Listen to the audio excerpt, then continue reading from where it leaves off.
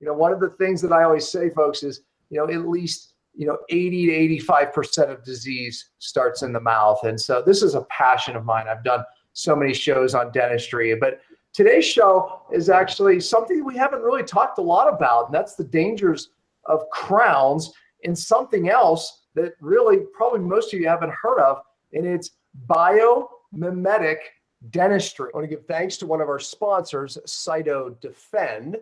Look, at a time like this, I think that our immune system and keeping our immune system up right now is more important than ever. I can also tell you that I pay attention to the things that keep my immune system on par and healthy.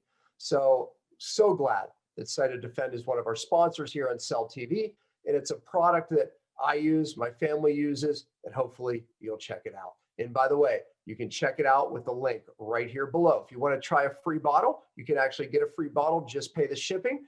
And I think you'll reorder after that, but check it out. If you're listening to this podcast and want to access the amazing CHTV product Dr. Pompa just mentioned, please visit freeimmunity.com. Again, that's freeimmunity.com.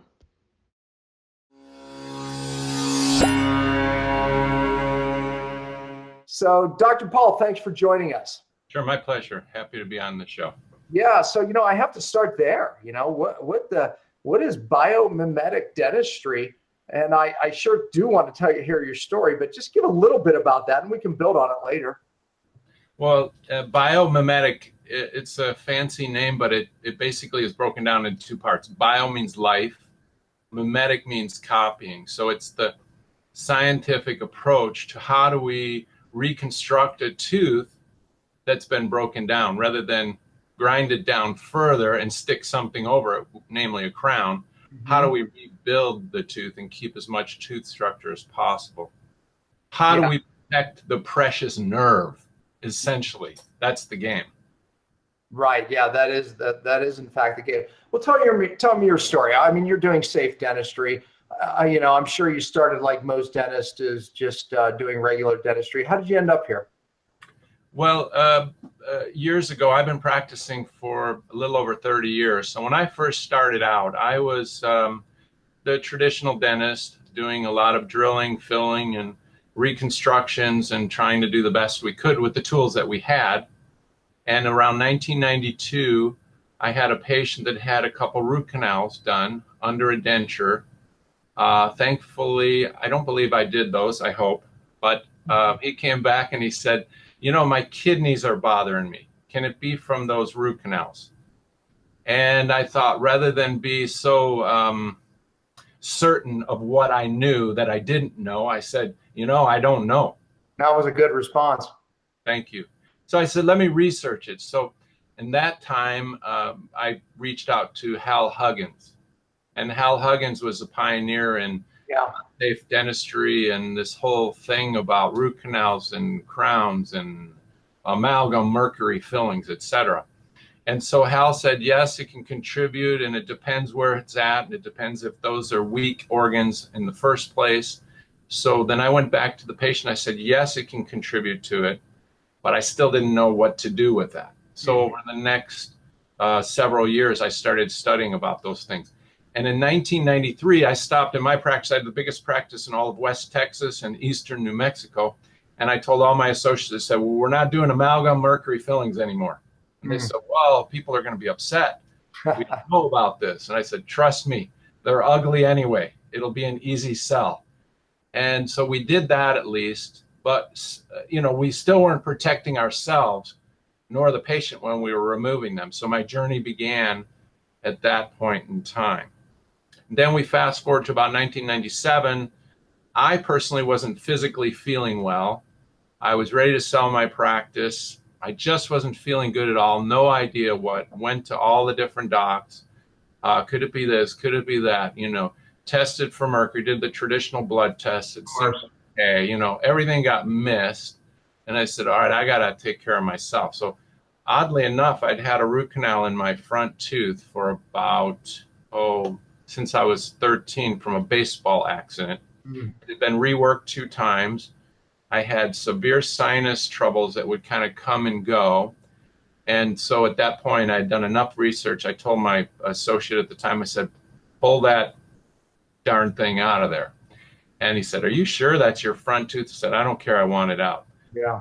Took it out. We cleaned the bone up. We put a temporary little flipper in there to replace it. And within 4 to 6 months, without even knowing how to detox properly, my body started recovering and feeling better. Yeah, and I see it all the time, Doc. Yeah. I see it all the time. Story after story about someone getting root canals out, cavitations, galvanism, where they have, other metals, they get it out and like their world changes, and you're right. It does take a few months. There's the whole microbiome starts to starts to change, and, but some things happen immediately and other things take some time. But I'll tell you, you're right. You fix that stuff and magic happens. All the time. I had a 18-year-old girl that came in, I recall, a few years ago, and she had several molars that were really bad, including a couple wisdom teeth. And she had chronic fatigue so bad she couldn't get out of bed. She made it to the appointment. I looked at her and I said, in those days, you would say, some people would still say, even though they think they could make them sick or they weren't sure, they'd want a root canal, etc. I said, listen, in your case, go get those out, and I'm sending you to this person that knows how to clean the bone and clean the periodontal ligament out and get all the infection out. And she was another success story that was within 3 to 4 months, she was completely back to the normal activity of an 18-year-old woman. Yeah. It's funny, the Cell Healing TV right before this one, if you go back to last week's show, you'll hear a testimony of a gentleman who was mercury poisoned from the time he was, I think it started at 13 when they put amalgams in, and he had certain symptoms. And then here he is now, was in his 40s, and all of a sudden neurological stuff starts happening, strabismus, where he's seeing double, and they were going to do this surgery on him, for goodness sakes. Fortunately, he was smart enough to be like, I'm not doing that. And then they said, well, we could do these Coke bottle glasses, right? And he says, I'm not doing that either, right? He found mercury poisoning and strabismus. And then, he had neurological stuff starting to happen in his whole body, his whole nerve system. But you watch the story, removes the source, we get it out of his brain, and gets his life back. All right, so let's talk about crowns, because I find that a lot of problems here.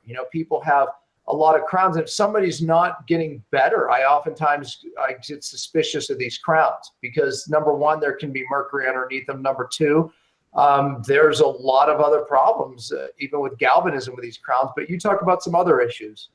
Well, you're right on the money with that. I mean, first of all, when you do a crown, you have to reduce and remove about 75 to 85% of the enamel.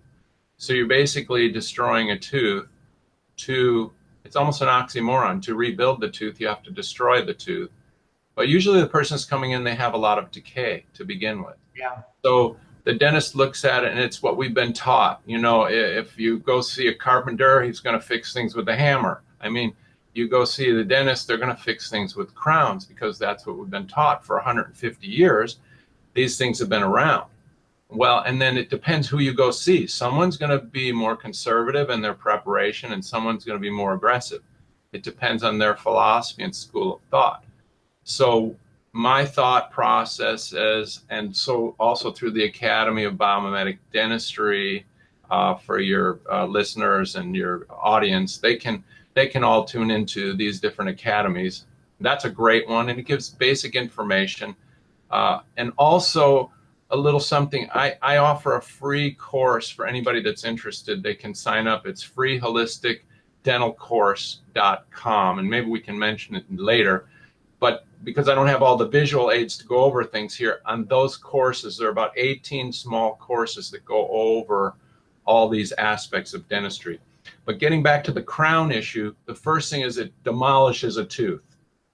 The second thing is, because it does that, it strips the coating off the top of a tooth. The tooth is sort of built like our head. We have this hard outer skull to protect the soft inner pulp known as the brain. In the tooth, it's the pulp of the nerve. We have a hard outer shell, and then inside, and that's the enamel. And just below that, we have a softer, forgiving, shock-absorbing type of material called dentin, and that's hydrated all through little dentinal tubules. And those little tubules, just like if you have a straw filled with water, you can touch one end of the straw on the other end and it communicates. You know, we've all played this little game as kids. Well, throughout that tooth from the nerve, there's fluids in there keeping it hydrated. So it adds to the flexibility of the tooth itself. Well, that gets pretty much demolished, and then one big hard block of something is stuck down over it. Now, for years, it's all we had. Yeah. Today, with biomimetic dentistry, we have all the science behind us. They're based on 15 and 20-year studies of the types of materials that flex the same as the dentin, and types of materials that mimic the hardness of enamel. So envision someone comes in with decay. All we do is remove that little bit of decay. We can even leave 0.5 millimeter of decay behind, and we can seal around and build that part of the tooth up, and the body will then remineralize and heal that little bit of decay. These are huge paradigm shifts.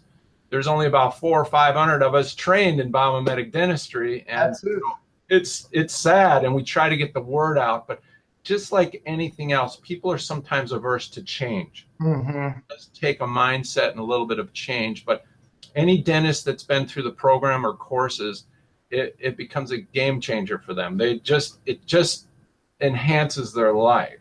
And so just to keep it simple, you're saying, hey, look, all crowns are bad, just because it's smothering the tooth, if you will. You're right. Good. I love that use of terminology. Smothering the tooth, encasing the tooth, maybe embalming the tooth. I don't know. It's very sad. Is there ever a time where that's all you have? Is you just have to do it because you're not a believer in root canal? So, we have to do something, or is there always a way around it? There may be a rare instance where the destruction is already so bad that you're going to be covering the whole tooth and building it up. However, it's still ideal to build the tooth up on the inside with a more flexible material and put the outer part with the crown if we had to. The other time that we'll do a crown in my office, for example, is if I'm replacing old crowns. Because a lot of the old crowns have metals under them. They've had teeth destroyed under them. So we take the old crown off and we can rebuild that tooth and reseal it. So you're actually making like a double seal or a sandwich. So you seal that tooth, and then the crown that you make is an all porcelain type crown. People can be tested which one they're most compatible with. But one of the most compatible ones is a material brand name called EMBARK, and it's a beautiful porcelain, and it can be bonded to the bond of the tooth. Literally, if that thing leaks underneath it, you still can't decay that underneath part of the tooth. It's impervious to decay. So it's a fantastic thing, because the bottom line is, the minute we start getting into a root canal, we get into a severe gray area when it comes to the health of the individual. Anybody in holistic dentistry, holistic medicine that's connected with holistic dentistry knows, okay, this is a real gray area. Will it make that person sick? Will it not make that person sick? And we want to cause and do no harm. So the best way to do that is we test the tooth first. Does it respond normally to cold?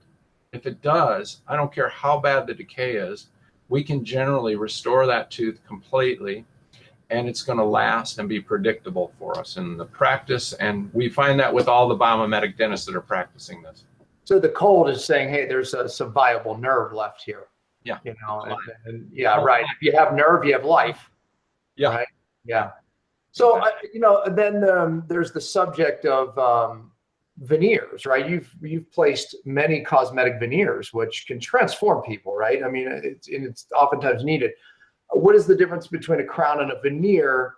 With a veneer, then you can somehow do it safe because the whole tooth's not covered, or what's the answer there? That's right. I mean, typically you're only laying something over one surface or maybe two surfaces of the tooth. So let's say when it comes to a front tooth, it's just barely laying something over the front and a little bit over the edge so that you get the proper strength. And that's minimal prep. A lot of times it can be done. You can do ultra thin veneers. It's harder on the lab, but it's better for the individual receiving the veneer. It's a little harder to block colors out with it if we're changing dark colors, but it can be done. And then you're not cutting through the enamel of the tooth. I think a lot of this came from, in dentistry, for example, years ago, they've been doing hip implants for a long time. And when they first came out with the hip implants, they were doing them on 70-year-old individuals, and they would only last 10 to 12 years, and most of the people will die before it became a problem. Yeah. Now people are getting them younger, earlier. You know all the reasons behind, because of the diet and the Coca-Colas and the sodas and all kinds of stuff. But they had to figure out a way that it could last longer. Well, it's the same way in dentistry. The average crown is replaced on insurance every 5 years. The average traditional filling, that is just a big glob of white stuff stuck in a tooth, they put the blue light on, they all shrink based on electron microscope studies. All of those shrink unless you do them in small layers, and it just takes time. And the dentists are programmed to go fast. They don't know this. If they knew that, they wouldn't do it. I mean, it's not like they're bad people out there, right? But the whole bottom line is, like, even through the safe mercury removal, we want to take mercury out safely and do these things. You're left with a hole in the tooth. Right. And a lot of the safe mercury removal docs, they don't know about biomimetic dentistry. So they're sticking big globs down there too, or they're crowning the teeth. And now they put that precious nerve at risk. Now, what about ceramic? You have ceramic inlays now that are an option as opposed to putting composite in. Are you a fan? I'm a somewhat of fan of the inlays, but again, everything that we want to do in biomimetic, it creates low stress on the tooth. So you can imagine in an inlay, you have all these walls that this thing fits down into. It's sort of like this precision key fit down into the tooth. Now it's got to bond to each and every wall. So the minute you put it in there with the cement that bonds, that blue light's going to pull that tooth in on itself. So the flatter the design of the final restoration is, the better, and it creates we call it a low C factor, C for configuration. So we try to create a configuration that's rather flat and low, and is not going to try to bind the tooth in on itself. And that's also the beauty with the veneers. The veneer is just on one surface, not all the way around. So the minute we bond on there, it's not going to pull against all the different bond strengths. It's going to actually seal to the tooth. So if the inlay then pulls in, what potentially can happen to the tooth? Again, you can stress the tooth. Inlays are notorious if it's just if the dentist just cuts out the part of the tooth and takes an impression, and the lab makes this little piece that fits on. They're notorious for causing post-operative sensitivity, because they've strained the tooth inward. As the person bites on it, it hurts. So then they go back, they have their bite adjusted, it feels a little better.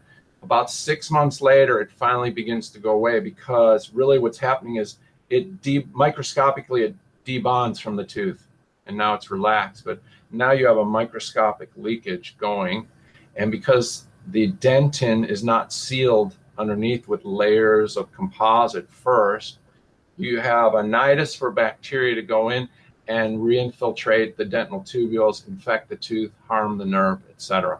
So an inlay is great if they put a base in and keep it flat. Got it. All right. That's that's the first time I've heard that. So, all right. Yeah. So are you a believer in metal in the mouth at all? I mean, you absolutely no metal? You know, I believe no metal is the best way to go, because, you know, the minute you put dissimilar metals in, you create an electric current. Yeah. There's all kinds of, you have the Chinese medicine with the meridians. Is it interfering with that? You have all kinds of things that goes. The body is sort of an electrical unit anyway, so it's sort of throwing a electrical interference in there. So less metals, the better. No metals, even way better. And now the challenge is with dental implants. Now the people are replacing their teeth, so we have. That was my next question. Oh, it was? Well, go ahead. Tell me your question. And what's your feeling on dental implants? I mean, we've least moved from titanium, which I wasn't a fan, that is, to ceramic. Do you do implants, and can they be safe? I do the implants, and if you look at the Hal Huggins studies, all the implants, I mean, talk about a scary world. It's all scary out there. You know, all the implants will show they harbor some bacteria. So you go from a potential root canal that can harbor bacteria to an implant that may harbor bacteria. There's more studies that have to take place. Even the International Academy of Oral Medicine and Toxicology, which is loaded with toxicologists, MDs, dentists, healthcare folks. I mean, even they have not made a blanket statement to remove all root canals, always 100%. You know, they're waiting for more and more science on it. It's a little bit of a gray area. Yeah. So the bottom line is, when it comes to implants, the most biomimetic one, let's say, the most one that actually you can lay in that'll flex like the jawbone, is going to be actually the titanium one, because the titanium one has a little bit of flexation to it. It does. Yeah, right. And so on the ceramic ones, they're calling them ceramic ones, and a lot of your audience should know that they're actually zirconium implants. Right. On the chart, the periodic chart, chemistry periodic chart, it's listed under transitional metals. So it's literally still a transitional metal. What the heck that means, I haven't fully cleared up myself, but I think it means it's not a ceramic, it's not a metal, but it's kind of a metal. So if it is, that means it could transmit some type of a current. And the other negative part of the zirconium is it's rock solid. There's no forgiveness. That thing is so rigid. So, you know, I'm just watching those things. So in my practice, if someone wants zirconium, no problem. We have the surgeon that can do that. Otherwise, if they're going to do a metal, they have to make sure, spend the extra money, get the good implants, because there's about 200 knockoff companies out there that are mixing all these different alloys, and you're not getting a pure titanium, and you're not getting a really decently machined tolerance. They start fudging on the tolerance, it gets cheaper. So I hope that answered your question, but on occasion, well, there's some gray areas here we don't know, right? You can get a bad titanium. If you go with titanium, it's still a metal, so there's still potential negative there. But the zircon, it's potential negative there because it doesn't have much flex to it. You know, and again, I mean, we can, you know, some people say there's absolutely no current with it, etc. But so there's some gray areas there. You just have to do the best you can. I put it this way: all of these things are far better than the, you know, getting the root canal, or, you know, having obviously the infection. Oh, you're absolutely right. I mean, you know, that's why I talk about the biomimetic with so much passion, because, for example, a lady came into my office last year, and she had been to 2 other dental offices, and one said she needed 9 root canals, another said she needed 5. I tested all of her teeth. We fixed everything. We did basically built everything up. She's had no root canals, everything with veneers that we were able to cover without ruining her teeth or grinding down the good part of her tooth structure. So it's actually a miracle. And, you know, you feel good. I feel good as a dentist when I'm like, okay, I'm not opening up Pandora's box by having them have root canals, because I really watch it carefully with my patients. Like, are they sickly? Are they not? Is something going on in their life? Okay, we better do a Clifford test, the blood test, to see what can they tolerate materials wise, etc. Yeah, no doubt about it. Yeah, I mean, I had, you know, when I was getting my life back, I had a root canal. Researching root canals, it's not what made me sick, but I'm like, I may not get well with it, so it's gone. Took it out. I just was really unsure. I you know, didn't like what I was finding out with titanium. I found immunosuppressive studies, so I didn't go with a implant. I just went with a zircon bridge. That was years ago. It's done, you know, really well. I had it, you know, touched up. But again, that's these areas of like, you know, would I do an implant done differently today safe? I probably would. You know, back then when I got this done, it was impossible to get done safe. So, I mean, these are the things. I mean, the mouth is a very serious thing, you know, and it has to be done right. I agree. And you know, something else for your audience is that a lot of times, see, dentists are more and more trained now. Everything's implant. So a tooth can become a little bit expendable. So they can build it up, they can put the crown on it, or they can put a big filling in it that breaks down. It ends up needing a crown 5-8 years later. Then it needs a root canal. Then the thing breaks. I know there's people listening right now that this has happened to them, right? And then they end up and the doc says, oh, well, let's just pull it and put an implant in there. Well, wait a minute. I just spent all that time, money, misery fixing the darn thing. Well, so So they're quick to kind of do that. Now, there's another alternative to the implant. If you've lost a tooth between teeth, you can actually construct a bridge that's bonded between the two teeth. So that's what I have. That's what you have. Perfect. And then if it's bonded, then you don't have to whittle down the tooth, the two teeth next to it. Because again, some people will have a tooth missing here, and then they'll whittle down both teeth on either side and put a crown over that to hold the false tooth. Now they end up with a sensitive tooth that needs a root canal here. Oh, then they go, well, I better get that out. Well, let's make another bridge. So it's a way to prevent that from going down, spiraling down, is to look at these bonded type bridges. And most dentists won't do them because they're afraid they will break. But for any of your audience, if you decide to do them, you have to take a little bit of responsibility. You want something a little bit more holistic and natural. It won't be as solid as a traditional bridge, but you'll be protecting your teeth. Yeah, it's just so many things to consider. I'm assuming you do safe amalgam removal. You could talk a little bit about that. It's not today's topic. We've done a lot of shows on this, but go ahead. I mean, you're doing some good stuff here, so I'm sure that's. Well, thank you. I mean, the safe mercury removal has been a blast for me to do, and the minute I started following the protocol from the IOMT organization, which is probably one of the more renowned organizations in this arena. Yeah. I started following them around 2003, and around previous to that, I worked with someone that had been through all that. So since about 2001 forward, I've been removing mercury safely for myself, my staff, the environment, and for my patients. And so many success stories, so many wonderful things. People having buzzing in their head, their ear, electrical weird interferences, and it goes away. And by the way, just as a little caveat, it doesn't happen all the time, but sometimes it does, and we're all happy when it does. I was talking on another show. I had another patient when I was in Northern California. He had burning sensation, fibromyalgia from his neck down. And I asked him, I said, on a scale of 1 to 10, 10 being the worst, how bad was it? He said, it's an 11. I sleep about 10 minutes at a time at night. And I said, wow. He's been all over the world. He's a wealthy man, so he could go all over the world. German guy. He went to Germany, went to the Mayo Clinic, did all kinds of stuff. Nothing, but he had a mouthful of mercury fillings. So through a healthcare practitioner sent him in, was already detoxing him. I took out one side, got it all out safely.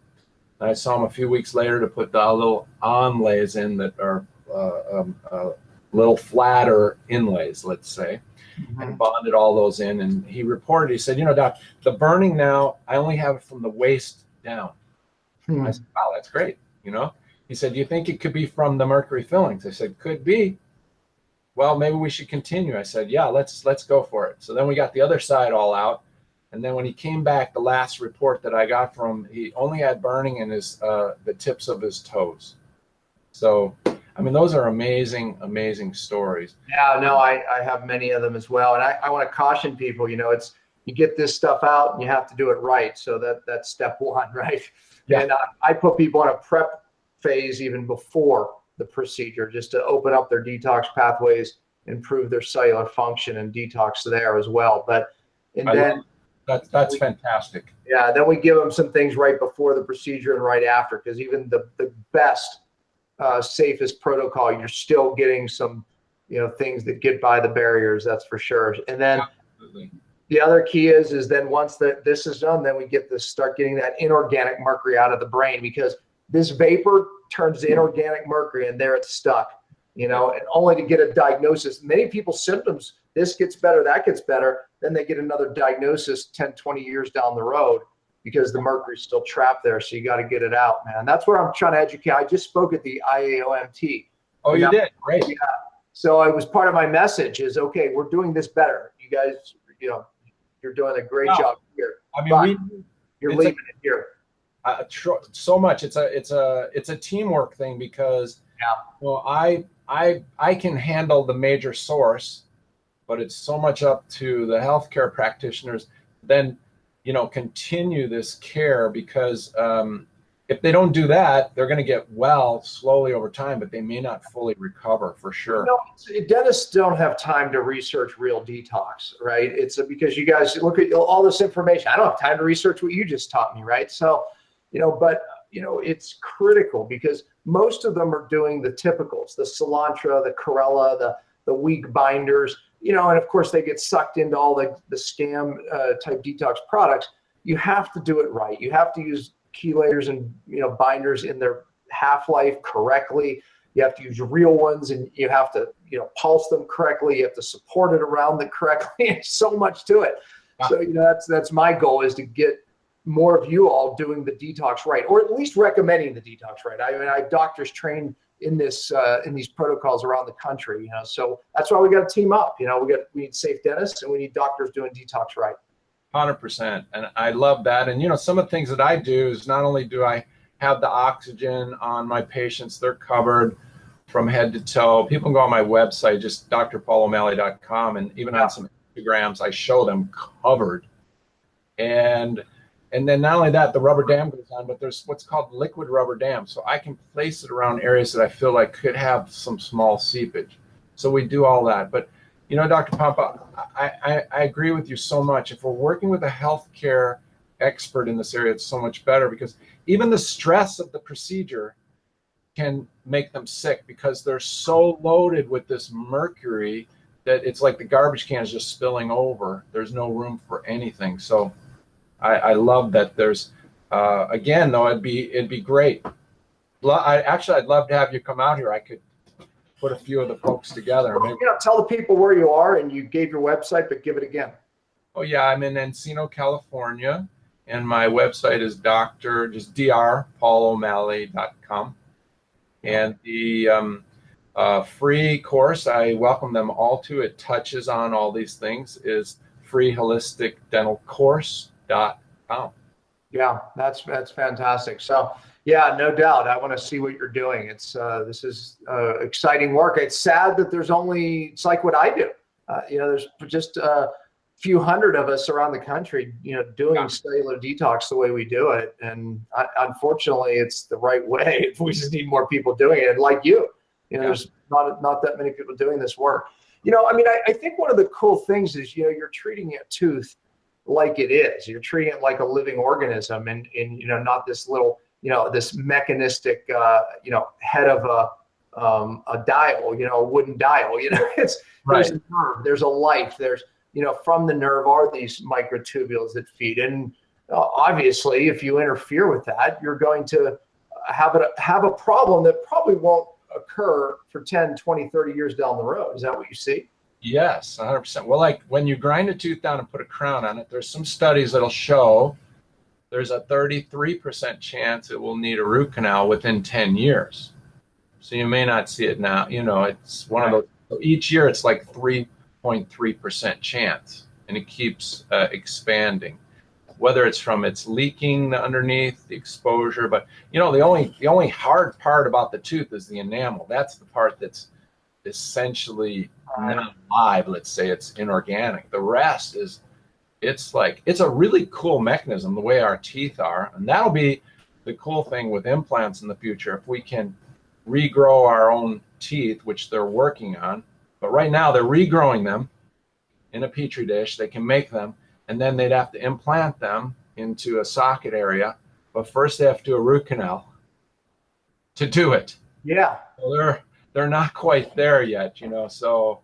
Well, it's interesting. The future of medicine is stem cells, and it's already. I in my show that I did with Dr. Jerry, we talked about cavitation and how we're putting PRF, which is essentially activate stem cell production in there, so we don't reform cavitation. Because for years I watched people get cavitations done, and that was a great thing, or I should say, decavitated. They went in and did the procedure.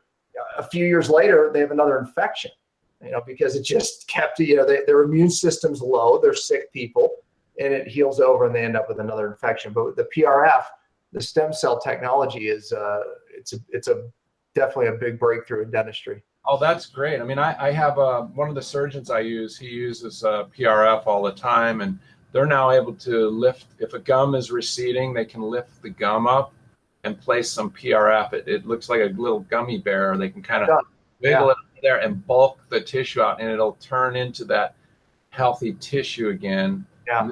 So nice. And they don't have to graft it from the palate, and it's so much more comfortable. Yeah. For the patients. I think there's two big breakthroughs in dentistry recently, and that, and then the laser, which you're an expert in too. Tell us about how you use laser in dentistry. And I think laser in dentistry is a big deal, because let me tell you something, it made a big deal for me. I mean, I got laser procedures done, you know, it's no pain. I mean, as far as like later, I had no inflammation. So there's a lot of benefits to this. Absolutely. I mean, the main one that I'm using in the practice is a diode laser, and it's sort of a heat type laser. It's for reshaping tissue and sterilizing teeth if we need it. And before I got heavily into biomimetic dentistry, I used to use it all the time to sterilize. When you'd remove decay, I would sterilize with the laser because it'll penetrate a good millimeter or so into the tooth. But now with the biomimetic dentistry, that's all. We don't have to do those things. It's really nice. We don't even have to blast with ozone or anything like that. So the laser in my hands is basically to help clean up infected tissue without them going through a huge surgery. My gosh, you know, nobody wants that. Yeah, it made a big difference. I mean, the old days we would have to, you're right. I mean, a lot of ozone, you know, because it was tough, right? But the laser, it really simplifies the procedure. And I'll tell you, like I said, the post-op, if you will, is a big deal too, because I've had it done with and without, and it is a big deal. Yeah, I mean, the laser itself, I mean, it's beautiful because it has a healing wavelength. I think it's somewhere in the 400 nms or something. Anyway, and it penetrates. So you can take someone that has a sensitive tooth and just put the healing wavelength on it for about 30 to 40 seconds, and then the sensitivity goes away. And we found that to be a short-term handling. And then and that's a good short-term handling until you can get maybe some bonding to seal that area. Right. Yeah. Well, I mean, you know, dentistry. I mean, we're talking about this topic today. Then there's the pitfalls of fluoride. Then there's the pitfalls of bonding. I'm sure you're against both bonding. Well, not bonding. I'm sorry. Sealants that they're doing on children. Sealants. I was hoping you weren't going to say bonding, because I meant sealants. They're sealing kids' teeth to prevent cavities. I can see obviously the problem with that, but you can talk more about it. And then fluoride, that's a whole nother subject. Yeah, I mean, you know, fluoride. Wow, that's like, we could almost go into a whole show here. I could a whole show. Friend Dr. Kennedy on that show, and he's one of probably the foremost experts. I've done a show. I've interviewed Dr. Kennedy on fluoride. So folks, if you're more interested in the whole story of fluoride, Google, not Google, but in the Cellular Healing TV and the topic, search topic, put fluoride, you'll find Dr. Kennedy's show. Yeah, I mean, it's an interesting thing. In 2004, the American Dental Association came out and said there is no systemic benefit to fluoridation in the water. Now, in 2009, I think in the city of Los Angeles, all the waters of the municipalities approved putting quote unquote fluoride, although it's hydrofluorosilica that they put in the water, which is a byproduct of the aluminum and the fertilizer companies. Yeah. When you look at brilliance of things, it's kind of brilliant. These companies had this waste product that would cost them millions and millions to get rid of it safely. They said, hey, let's put it in the water supply. Right. Paid for it instead, you know.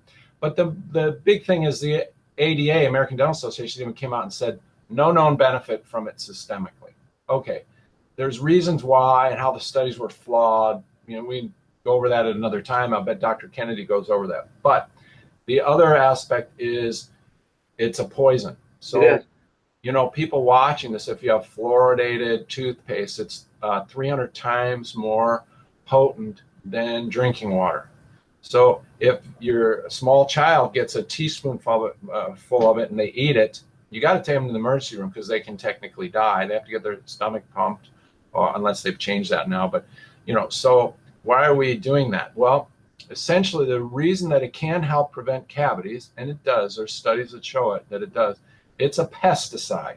It kills bugs.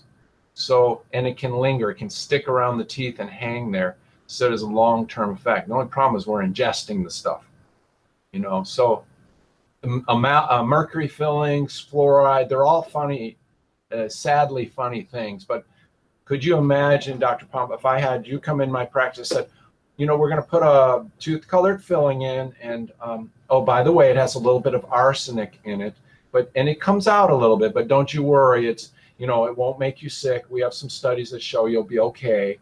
You would probably easily say, no, thank you, right? Absolutely. And when you look at the toxicology of arsenic, fluoride is way worse. And then you look at mercury, it's up in the ionosphere and toxicity. You go, wow, that's a sad thing that happened in our profession, unfortunately.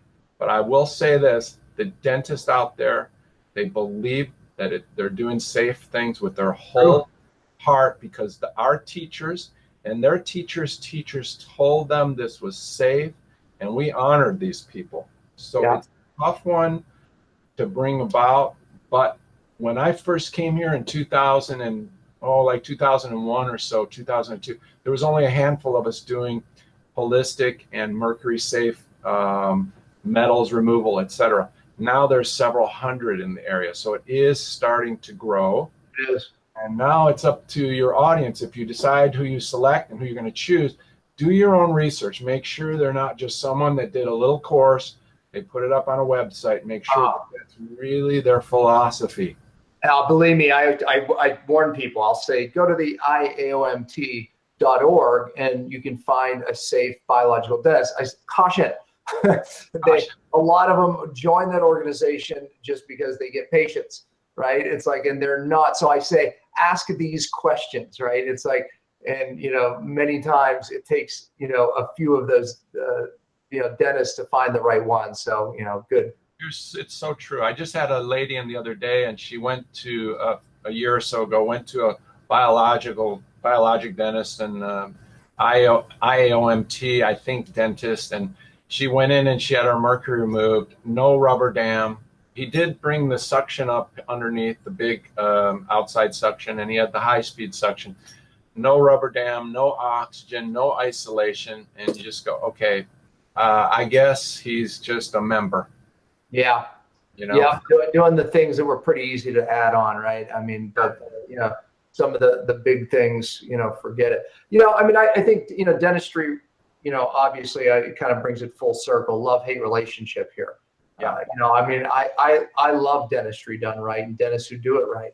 But I'll tell you, you know, I hate dentistry done wrong. Why? Because I see all these sick people. You know, I have story after story. I'm looking down at these files of just one story after another of just people who lost their life to this. I was one of them, right? It's like, so, you know, it's so upsetting. I mean, believe it or not, and you're right what you're saying, though. I shouldn't say I hate the dentist itself. I hate dentistry for deceiving the dentist, because they believe that amalgam fillings are safe. They believe, you know, that these root canals are okay. I mean, and they believe what they're doing. So, you know, it's not the person, man. It is dentistry and what they're teaching, and it's in every profession. I mean, honestly. Well, it is. I think it gets ingrained, and it's so big. It's like, you know, how fast can you turn a speedboat right around? You know, this is like a barge, and it's almost packed side to side, turning them around to a different philosophy. It's just taking some time. And, you know, with people like yourself and others that are out there on the airwaves, the TV waves, etc., it helps raise the awareness. Because when the public goes out and they demand for this, the dentists have to go and get trained.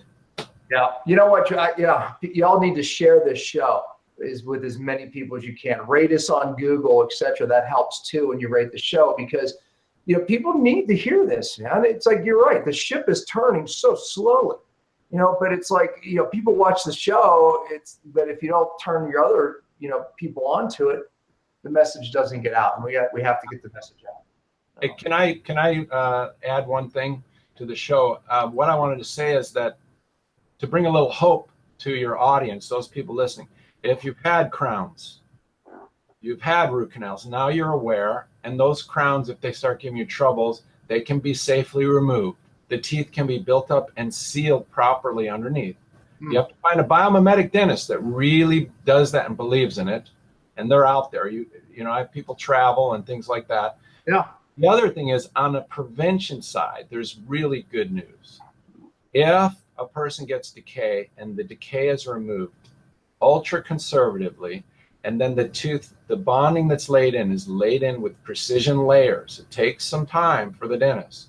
That's a biomimetic restoration, layer by layer. That thing will not leak under it, will not break down. It's one and done. I'd like to say it'll last 100 years, but we don't have 100 years of studies out there, but we know it's going to last. I have 8 in my own mouth from the year 2000, and they still look brand new. I had the mercury removed, and they were safely built up in layers, no sensitivity, no issue, and they were deep. So yeah. I experience it myself. I see it with my patients. I see it with the profession. So that's a bit of good news for people. If you have your children, your family out there, they can watch this show. The main thing is there are 3 things besides an accident, and only 3 things that cause people to lose their teeth. My goal is to help people save their healthy teeth for a lifetime of great health. How do we do that? We have to analyze those 3 things. One is cavities, one is gum disease. Those are both caused from a out of balance that happens with the bacteria in the mouth, nutrition, all these things that you're well aware of. But the third one that is a harder one to control, and you just have to have a good dentist look at it, is a bad bite. That's clenching, rubbing, grinding of the teeth, etc. That can destroy the teeth as well. It can cause gum recession. It can cause the teeth to break along the gum line, and then you have no enamel there. So there's a lot of things. People listening right now, you can put your fingernail in these little grooves along your gum line and go, oh, I feel these grooves. That's generally from clenching. So 3 things: gum disease, cavities, and a bad bite. If you have those 3 things looked at and you get them all under control, you can save your teeth for life. And again, you can visit my website. You can go on freeholisticdentalcourse.com for information. And Dr. Pompa, lastly, I've never discussed this with you before, but I also have several patents on products to help rebalance the bacteria in the mouth. One is my patented formula, all natural.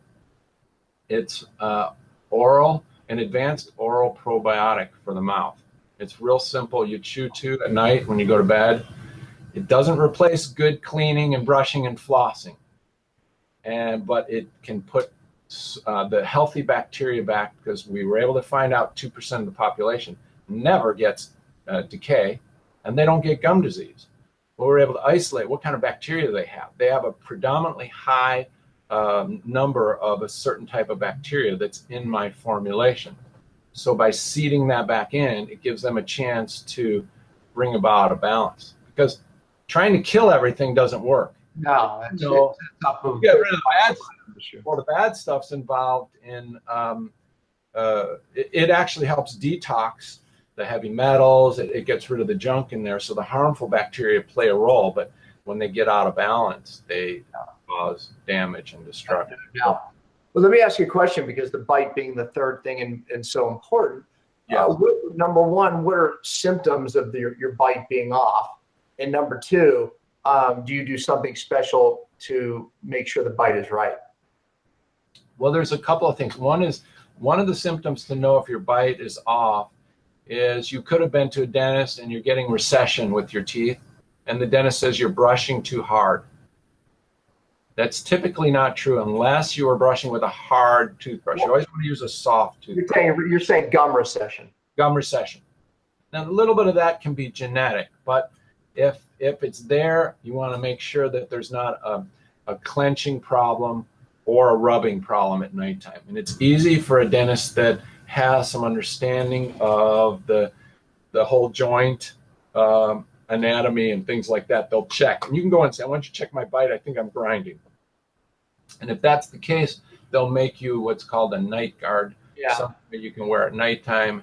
You can grind and just make sure they can make you one made out of nylon, because most people don't react to that, and then they're not chewing on plastic. And they can make them out of nylon now, so that's good news. And then they can chew all they want on that thing, and you're not going to hurt your teeth. It acts as a shock absorber.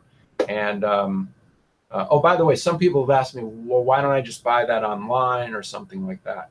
It has to be really precision fit, because the dentist should adjust your bite to make sure it's guiding in a happy way so that it's not causing further joint trauma.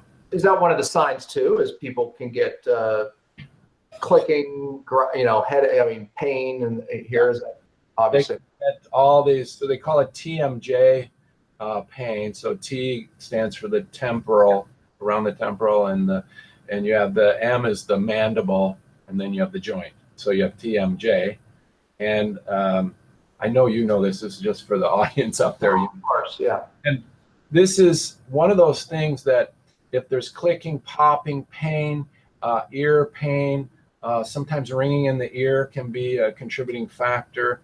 All those things are signs and symptoms. Neck pain, going to the chiropractor, you get adjustment after adjustment, it won't hold. A lot of times the bite is off.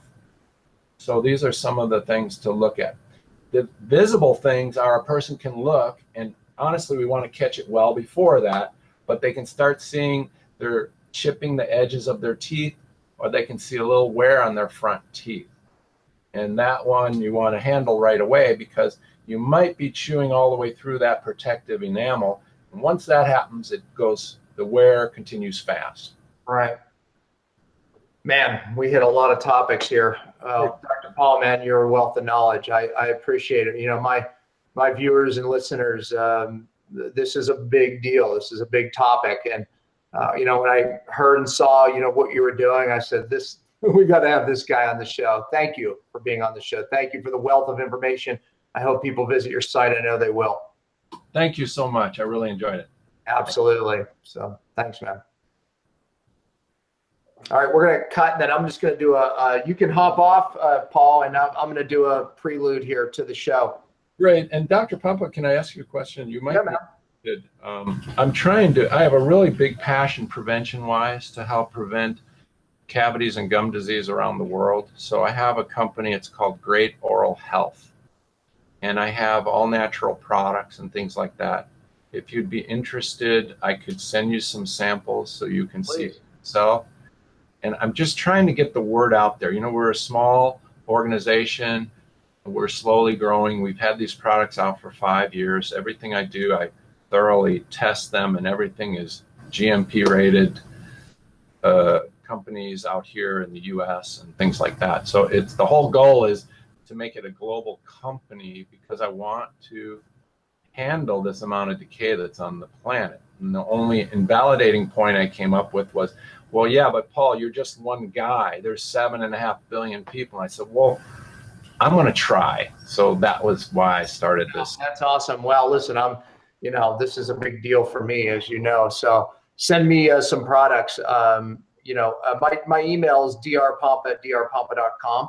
Okay. And I'll send you my address, and let's go from there. That's great. And then I'll come out and visit you. What are you near? Where in California? I'm in Encino, California. So if you came out to LAX or Burbank, I'm not too far from 20 minutes from Beverly Hills. I'm near Woodland Hills. I can make it out there. Yeah, I had an inlay myself. I'll tell you my story. I have such a dental story, and it's a good one now. But he did put an inlay in, and I did get sensitive, man. It around the tooth, and I guess now that I have to watch it, right? Because if it pulls. Yeah, it's probably. I'd have to see if he first put a lining of what we call flowable composite. Then you're fine. If it leaks, nothing will happen. But it sounds like it was probably competing with the walls, and it just debonded one area. So honestly, it was barely sensitive, honestly. And then I bit down I was chewing some meat probably too aggressively.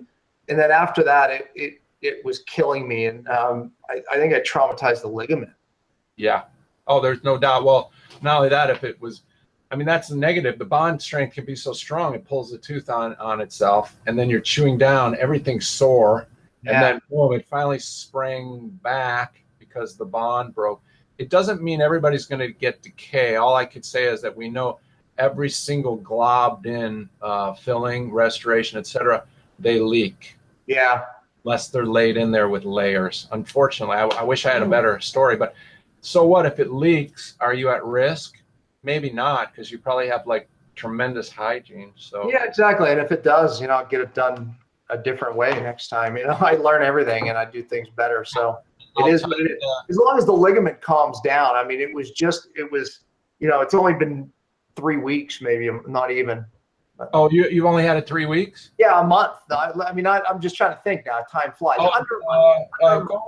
Go in and do like a quick little bite adjustment with the thing, because it may not be hitting this way straight up and down. It can be a little bit lateral. Yeah, not straight up and down, but when I move it, it's sort of like if I grind, it's yeah, that's real easy. And the dentist loves you to go back, because then we can go zip, zip, and we're like a miracle worker. And it's like, that feels so much better. Yeah, exactly. Yeah, it probably is that. Actually, I actually took a little file and went on a little part that I could see was hitting, and did you really? 50% of the pain went away. So I'm like, okay, I'm not going to mess with it beyond that, but I think that is the problem. Well, you know what? I had a patient that came in. This guy was 90 years old. He came in. He had a denture on top, and he had a denture on the bottom with a hole in it. And he had this one long tooth. His eye tooth stuck out and it was real pointy. And he said, "Doc, can you smooth that down?" And I said, "Well, I'll try." He goes, "I've been smoothing it for years." And he pulled out a metal file and started showing me how he was doing it on that one tooth. So good stories. Well, hey, I have a reason to come out and see us. So I'll look forward to send me that stuff. You have my email. It's my email. It's my website twice, drpompa@drpompa.com. Okay, good. I'll send that. And if you come out this way, if you're ever interested, I don't know, do you do lectures anymore or seminars other than? I do big seminars. I do 2 big ones a year. My next one's in Vegas. I'll have probably about 400 doctors there. So I do East Coast, West Coast, and then I speak everywhere. I spoke at Bulletproof. Dave Asprey's seminar was the last California seminar I spoke at, but I speak everywhere. Oh, wow. That's great. All right. Well, good. Hopefully I get on your newsletter, because I got a few of the young physicians and stuff out here, and they're trying to learn, and some are just jumping into the IV clinics, which, you know, whatever, but they're trying. So well, you should, come to my seminar in November, 2nd through the 4th. I think it'd be great. Hey, something I'll throw your way. There's a all natural product. It's called Potaba, Potaba. Never heard of it. It's important enough, if you have a pen, to write it down. It'll cure Hashimoto's. Potaba. Potaba. That's easy. Okay. The Paba concoction, but it's gotten through a prescription kind of a thing. And the Potaba for sure worked. The Paba, through this one guy's hands, he said it was not working with the same efficacy. But he's been doing it. This is a 70-year-old guy. He's been doing a all-natural kind of clinic for a long, long time. He'll take people that have this Hashimoto's and bring their numbers back down to almost 0 within 90 days, sometimes 120. So. All right. Well, I'll check it out. All right, we'll talk, Paul. Nice to meet you, and we'll talk again for sure. I'm keeping Matt here. He wants to go home, so let me record this little preview here. All right, Paul. Bye-bye. All right, Matt. Okay, yeah, he's off, so go ahead. All right, so let me get a thing here. All right. So it said that 80 to 85% of the, let me start again. So it said that 80 to 85% of disease starts in the mouth, and you've heard me say that in many past shows on dentistry. I get this question all the time. What about crowns? Well, you're going to get that answered. And you're also going to hear about a word that I never heard of, biomimetic dentistry. So listen, this could be a game changer for you. You're going to get a lot of teeth questions answered because we've been having so many because of the show that I did with Dr. Jerry. Well, this is a show that you're going to want to share, and please rate us on Google, rate us on that because that helps, and obviously share it. When you look at this show and the last one I did, these shows should really be put together because this is how people are getting their lives back. So check it out. Okay. All right. All right, man. All right. Have a good one. You too. Bye. Hey, I want to tell you about one of our sponsors, Cyto Detox. Look, podcasts cost money. There's a lot of production going around this, but we are grateful to have Cyto Detox as one of the sponsors. It's so easy for me to talk about the product because myself and my family use it constantly as we practice what I preach. For over 15 years, I've talked about and taught doctors and the public about cellular detox. And I'll tell you, Cyto was a breakthrough. Cyto was a breakthrough for us. And it's changed so many lives. So we're grateful that they sponsor Cellular Healing TV. It makes sense, doesn't it? They should. If you're listening to this podcast and want to access the amazing Cyto Detox product Dr. Pompa just mentioned, please visit detoxoffer.com. Again, that's detoxoffer.com.